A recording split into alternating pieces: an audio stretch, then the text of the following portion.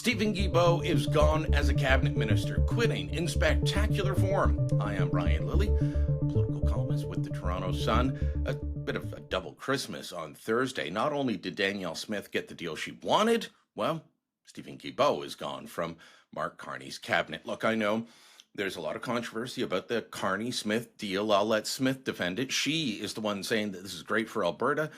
Never seen the premier so happy, so I'll let her defend that. But let's talk about Guilbeault and trouble in the Carney cabinet and caucus. I've said this several times. Back in June, Carney goes to Calgary, holds a meeting with oil executives. They tell him what they need to be able to thrive and expand and help the Canadian economy and pivot away from over-reliance on the United States. Carney listens, looks at them and says, sounds great, but I have a cabinet and a caucus to manage. Well, now we know what that was all about. Steven Guilbeault deciding that if the federal government is going to work with Alberta to exploit Alberta's natural resources, as we should, that he can no longer sit in that cabinet. I was surprised that Julie Debruzen, the environment minister, was standing in the House responding to Pierre Poilievre's questions and defending the deal, because I thought she was one that might quit as well. But Mark Carney will probably face other problems within his caucus over this deal and things like doing away with the consumer carbon tax. According to sources cited by Brian Pasfium in the Toronto Sun, well, Carney and Guilbeault had it out. There was a big cabinet meeting the other night. This is the one that started at 3 p.m., was supposed to last about an hour. It went more than 4.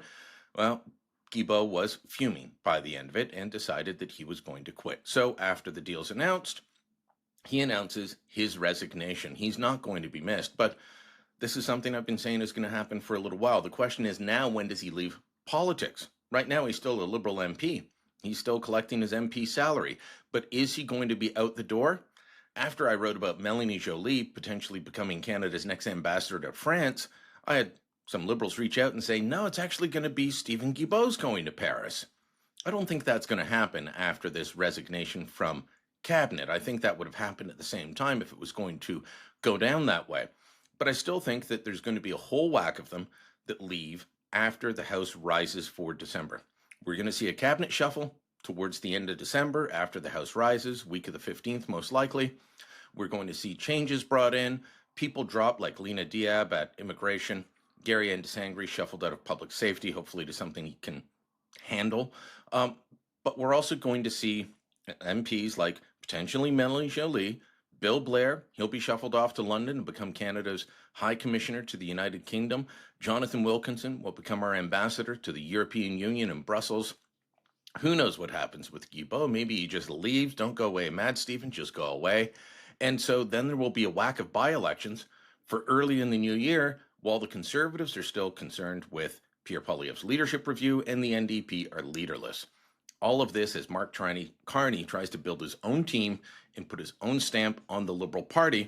But at the same time, he still has those caucus fractures and could be losing some more. So keep watching this space. This is going to be an interesting file in the weeks to come.